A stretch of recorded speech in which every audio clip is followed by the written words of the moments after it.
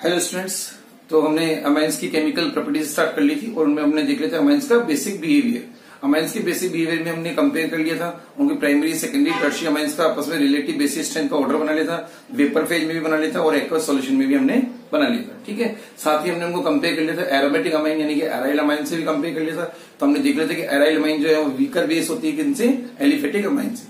साथ ही हमने ये भी देखा था कि एराइल अमाइंस यानी कि एनिलीन टाइप की जो अमाइंस हैं उन पर सब्स्टिट्यूएंट का क्या इफेक्ट होता है, यानी कि उनकी बेसिस स्ट्रेंथ पर सब्स्टिट्यूएंट का क्या इफेक्ट होता है, सब्स्टिट्यूएंट लग जाने से बेसिस स्ट्रेंथ किस तरह से अफेक्ट हो जाती है। तो ये सब हमने देख लिया था। अब जब बेसिक बिहेवियर को हमने एक्सप्लेन कर दिया है तो अब हमारा नेक्स्ट काम होता है उनके बेसिक बिहेवियर को प्रूव करना, है ना।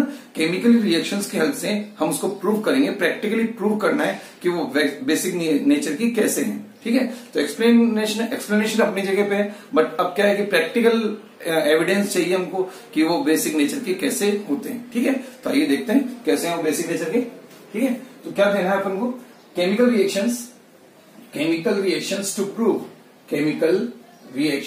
Prove basic nature of amines. Chemical reaction से दी जाएंगी किसके लिए, chemical reactions to prove basic behaviour of amines. Basic behaviour of amines, amines का बेसिक बिहेवियर प्रूव करना हमको और उसके लिए कौन सी केमिकल रिएक्शन दी जाएगी। ठीक है, आ रही बात समझ में, तो ये करना है। ठीक है, तो अब chemical reactions to prove basic nature, है ना। अब देखो किसी बेस की अगर बेसिक बिहेवियर शो करनी है, प्रूव करनी है हमको, तो बहुत ही बढ़िया तरीका होता है उसकी एसिड के साथ रिएक्शन करो। अगर कोई सब्सटेंस खुद बेसिक नेचर का होगा तो वो एसिड के साथ रिएक्शन करके सॉल्ट का फॉर्मेशन कर लेगा, है ना। एसिड बेस रिएक्शन करके सॉल्ट बनाते हैं ना, तो वो वाली रिएक्शन हो जाएगी। तो इससे क्या होता है, कंपाउंड की, सब्सटेंस की बेसिक नेचर प्रूव हो जाती है। समझ में आ रही बात, मतलब क्या कि अगर किसी सब्सटेंस की एसिड के साथ रिएक्शन कराने पर अगर सॉल्ट हमको मिलता है, अगर सॉल्ट फॉर्मेशन हो रहा है, तो समझ जाए कि वो सब्सटेंस, वो कंपाउंड बेसिक नेचर का है, तभी उसने एसिड के साथ रिएक्शन करके और सॉल्ट का फॉर्मेशन किया। ठीक है, तो इसलिए हमें फर्स्ट रिएक्शन एविडेंस देने हमको, तो फर्स्ट रिएक्शन देने किसके साथ, reaction with mineral acids. Reaction with mineral acids. Mineral acids क्या होते हैं, मिनरल एसिड्स ऐसे एसिड जो मिनरल्स के हाइड्रोलाइसिस से ऑब्टेन किए गए। किससे ऑब्टेन किए गए, मिनरल्स के हाइड्रोलाइसिस से ऑब्टेन किए गए, उनको बोलते हैं मिनरल एसिड्स, यानी कि मिनरल से ऑब्टेन किए जाने वाले acid mineral acid. Reaction with mineral acids. ठीक है, अब मिनरल एसिड में जनरली कौन आते हैं, मिनरल एसिड में जनरली आते हैं कौन कौन से, HCl, HNO3, है ना, H2SO4, इस तरह के आते हैं। ये हैं कुछ मिनरल एसिड्स जो कॉमन है। ठीक है, तो मिनरल से ऑब्टेन किए जाने वाले एसिड्स को मिनरल एसिड बोलते हैं। और अब इनकी रिएक्शन जब अमाइन से कराई जाएगी तो सॉल्ट का फॉर्मेशन होगा, और सॉल्ट फॉर्मेशन से ये इंडिकेट हो जाएगा कि अमाइंस बेसिक नेचर के होते हैं। कैसे देखते हैं, देखो रिएक्शन करा रहे हैं, जैसे ये ले लिया अपने प्राइमरी अमाइन RNH2 रिएक्शन करा रहे हैं, मान लीजिए HCl से कराने। ठीक है, HCl से कराएं तो क्या बनेगा, बहुत सिंपल सी रिएक्शन है।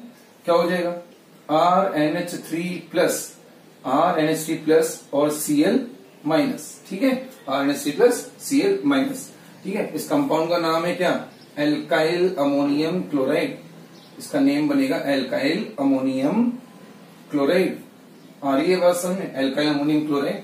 ठीक है, अब ये रिएक्शन बिल्कुल अमोनिया और HCl की रिएक्शन जैसी, जैसे हम अमोनिया की और HCl की रिएक्शन अगर करें, ठीक है, तो अमोनिया और HCl की रिएक्शन से क्या मिलता है हमको, अमोनिया और HCl की रिएक्शन से मिलता है हमको NH4Cl, NH4 पॉजिटिव और Cl नेगेटिव, ये मिलता है ना।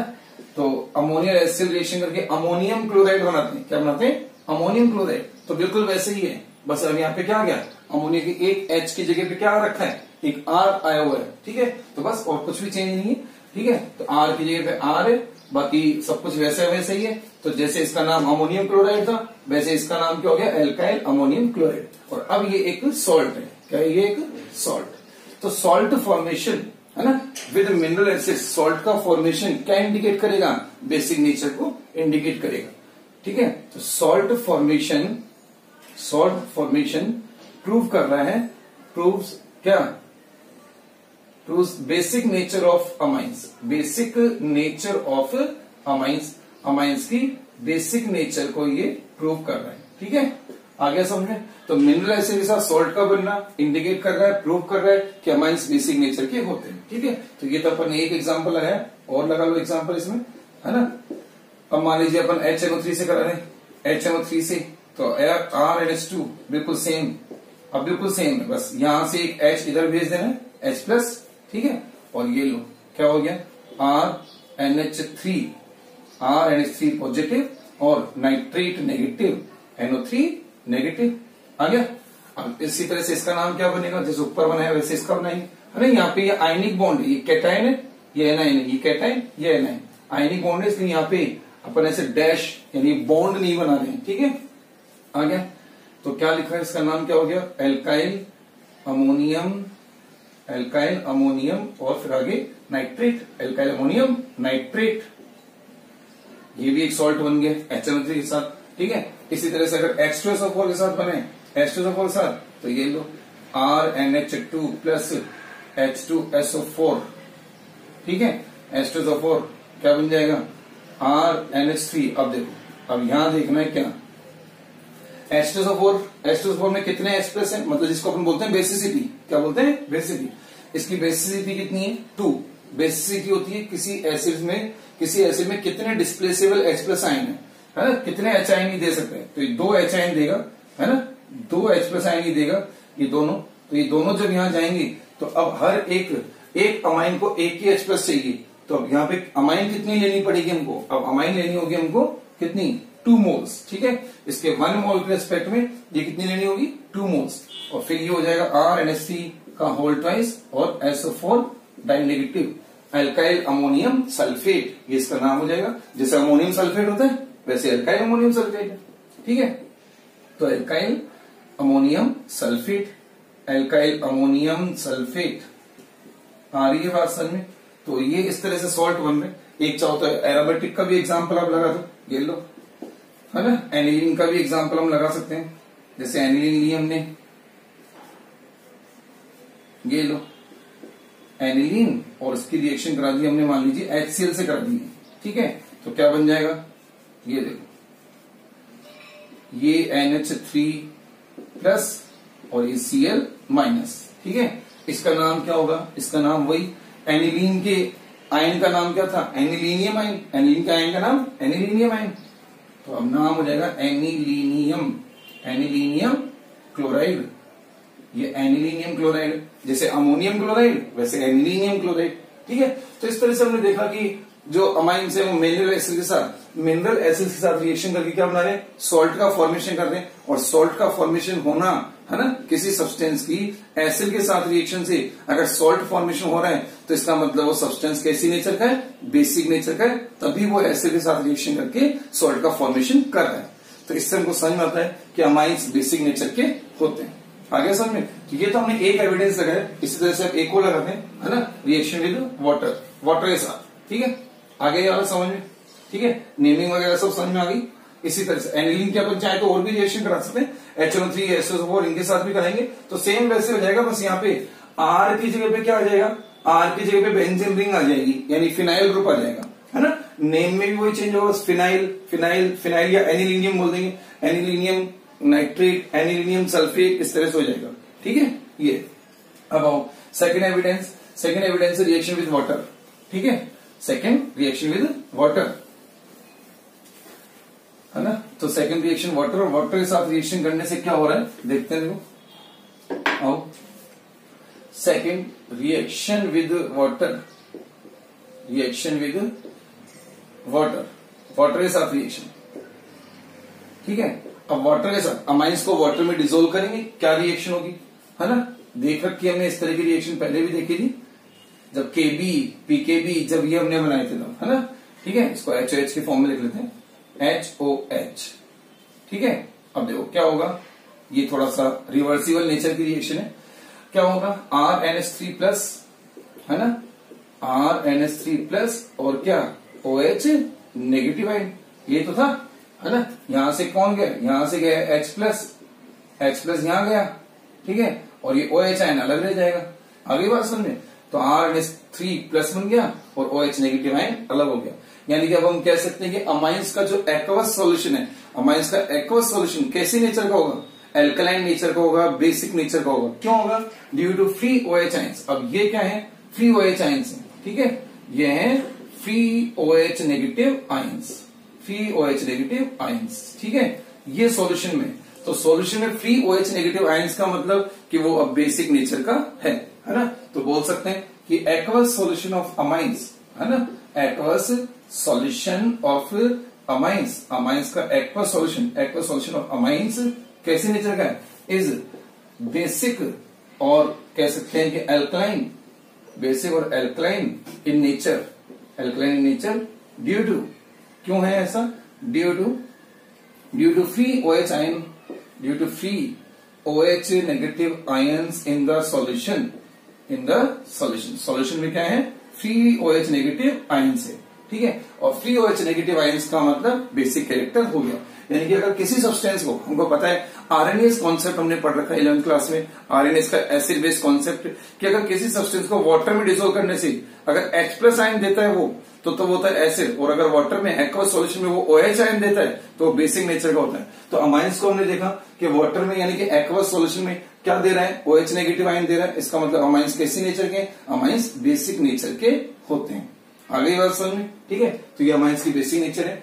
अब अमाइंस के जो OH नेगेटिव आयन है, अब हमको ये तो पता है कि सॉल्यूशन में OH नेगेटिव आयन है, बट ये डिटेक्ट कैसे किए जाएंगे, इनको अपन लिटमस पेपर से डिटेक्ट नहीं कर सकेंगे। लिटमस पेपर से डिटेक्ट क्यों नहीं कर पाएंगे, क्योंकि ये वीक बेस है ना, तो लिटमस टेस्ट इनका उतना प्रॉपर्ली आता नहीं है। ठीक है, तो लिटमस टेस्ट से हम OH आयन को डिटेक्ट नहीं कर पाएंगे। तो इसके लिए क्या करते हैं, OH आयन का डिटेक्शन किया जाता है फिर किससे, किसी मेटल हैलाइड के साथ रिएक्शन करवा के। क्या करते हैं, अमाइंस का जो एक्वस सॉल्यूशन है, अमाइंस का जो एक्वस सॉल्यूशन है, अब ये अमाइंस का एक्वस सॉल्यूशन बन चुका है। ये इस अमाइंस के एक्वस सॉल्यूशन में, है ना, मान लीजिए किसी कंटेनर में ये अमाइंस का एक्वस सॉल्यूशन है ना, और हमको OH आयन डिटेक्ट करनी है, हमको कंफर्म करना है कि OH आयन नेगेटिव आयन इस सॉल्यूशन में प्रेजेंट है या नहीं है, तो ये हमको कंफर्म करना है। तो इसके लिए क्या करते हैं, लिटमस टेस्ट यहाँ पे प्रॉपर्ली हो रहा नहीं है, वो थोड़ा सा फेल हो रहा है। क्यों, क्योंकि ये वीक बेस है, वीक बेस है तो बहुत ज्यादा अच्छी कंसंट्रेशन, यहाँ बहुत अच्छी कंसंट्रेशन OH नेगेटिव आयन की आ नहीं रही,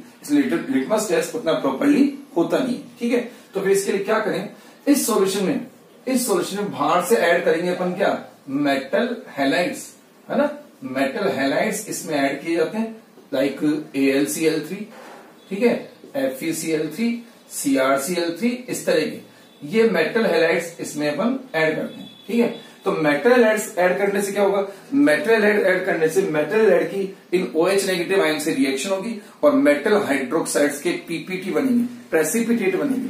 तो अगर प्रेसिपिटेट बन जाएंगे तो समझ जाएंगे कि सॉल्यूशन में OH नेगेटिव आयन है, मतलब वो प्रेसिपिटेट बनेगा ही तब जब सॉल्यूशन में क्या होंगे, OH नेगेटिव आयन होंगे। तो PPT का आना, PPT का फॉर्मेशन क्या इंडिकेट कर देगा कि सॉल्यूशन में OH नेगेटिव आयंस प्रेजेंट है। आ गया, देखते हैं कैसे रिएक्शन होगी। बात समझ में आ रही है क्या, कि अमाइंस का एक्वस सॉल्यूशन है ना, ये बहुत इंपॉर्टेंट चीज है। एक्वस सॉल्यूशन ऑफ अमाइंस इस कैसी नेचर का, बेसिक या एल्कलाइन नेचर का होता है। ठीक है, अब बेसिक नेचर का है, सॉल्यूशन में फ्री OH नेगेटिव आयन है, अब लेकिन उनको डिटेक्ट कर रहे हैं किससे, मेटल हैलाइड्स के साथ उसकी रिएक्शन करवा के। ठीक है, आइए देखते हैं कैसे रिएक्शन होगी। ठीक है, देखो कोई मेटल हैलाइड हमने लिया, सपोज की AlCl3 हमने लिया, AlCl3, ठीक है, AlCl3 लिया और AlCl3 को डाल दिया अमाइंस के एक्वस सॉल्यूशन में, तो ये OH नेगेटिव आयन कहाँ है, सॉल्यूशन में होंगे, है ना, OH नेगेटिव आयन जो कहाँ है, एक्वस सॉल्यूशन ऑफ अमाइंस में, एक्वस सॉल्यूशन ऑफ अमाइंस के एक्वस सॉल्यूशन में ये OH नेगेटिव आयन प्रेजेंट है। ठीक है, तो अब ये OH नेगेटिव आयन क्या कर देंगे, AlCl3 को कन्वर्ट कर देंगे उसके हाइड्रोक्साइड्स के PPT में, यानी कि 3OH ले लेंगे और सिंपल सा है AlOH का होल थ्राइस इसका PPT बन जाएगा और साथ में 3Cl नेगेटिव आयन अब सॉल्यूशन में आ जाएंगे।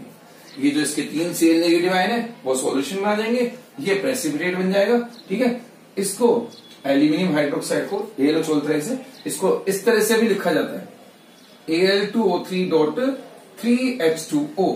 ठीक है, तब इनको बोलते हैं हाइड्रेटेड, क्या बोलते हैं इसको, हाइड्रेटेड एल्यूमिना इसको बोलते हैं, है ना, क्योंकि Al2O3 को बोला जाता है एल्यूमिना और 3H2 मतलब हाइड्रेटेड, तो हाइड्रेटेड एल्यूमिना इसको बोला जाता है। या फिर अपन ये भी बोल सकते हैं हाइड्रेटेड एल्यूमिनियम ऑक्साइड। आ रही बात समझ में, और अगर इस हिसाब से बोलेंगे तो एल्यूमिनियम हाइड्रोक्साइड बोल देंगे, है ना। इसका इस फॉर्म में अगर नेम देंगे तो क्या नेम बनेगा, एल्यूमिनियम इस फॉर्म में इसका नाम बनेगा एल्यूमिनियम हाइड्रोक्साइड। एल्यूमिनियम हाइड्रोक्साइड इस फॉर्म में इसका नेम बनेगा। ठीक है, तो आप दोनों में से कोई सा भी लिख सकते हो, दोनों एक ही बात है, एल्यूमिनियम हाइड्रोक्साइड या हाइड्रेटेड एल्यूमिना। इसका व्हाइट जिलेटिनस पीपीटी आता है। कैसा पीपीटी आ रहा है? व्हाइट और जेल टाइप का। तो जेल जैसे होता है ना, सॉल और जेल स्टेट्स हम पढ़ते हैं वो, तो जेल टाइप का, तो जेल टाइप का इसलिए बोल रहे हैं जिलेटिनस। ठीक है, व्हाइट जिलेटिनस पीपीटी प्रेसिपिटेट। ठीक है, तो ये पीपीटी का फॉर्मेशन, पीपीटी के बन जाने से हमको समझ में आ जाएगा कि सॉल्यूशन में इसका मतलब क्या है, OH नेगेटिव आयंस हैं। इस तरह से OH नेगेटिव आयन को हम डिटेक्ट कर लेते हैं। एक और एग्जांपल देख लो इसमें, है ना, AlCl3 का तो हो ही गया, ये लो FeCl3। ठीक है, FeCl3 3OH नेगेटिव आ गया। ये 3OH नेगेटिव कहां पे? एक्वस सॉल्यूशन ऑफ अमाइंस में है ही। ठीक है, क्या बन जाएगा? FeOH whole thrice, FH whole thrice, और इसको फिर हम क्या लिख सकते हैं, और Fe2O3.3H2O, सेम बिल्कुल वैसे जैसे एल्यूमिनियम वाले का लिखा था वैसे इसका, और साथ में 3Cl negative ion by product के फॉर्म में अलग हो जाएंगे। अब इसका भी नाम वही है, या तो फेरिक हाइड्रोक्साइड बोल दोगे, या फिर इस फॉर्म का नाम बोलोगे तो क्या बोलेंगे? Hydrated ferric oxide. क्या बोलेंगे? Hydrated ferric oxide, hydrated ferric oxide. और अगर इस फॉर्म का नाम बोलेंगे तो क्या हो जाएगा इस फॉर्म का नाम? Ferric hydroxide. इसका नाम तो फेरिक हाइड्रोक्साइड हो ही जाएगा, वैसे जैसे उधर एल्यूमिनियम हाइड्रोक्साइड। फेरिक क्यों बोल रहे हैं? फेरिक क्योंकि हमको पता है कि Fe3+ स्टेट में क्या बोलते हैं? फेरिक बोलते हैं। +3 वाले को फेरिक और +2 वाले को बोलते हैं फेरस। ठीक है, तो हाइड्रेटेड फेरिक ऑक्साइड। इसका जो पीपीटी है वो कैसा है? रेडिश ब्राउन कलर का पीपीटी है। कैसा पीपीटी है? Reddish brown PPT, reddish brown colour का प्रेसिपिटेट इसका आता है।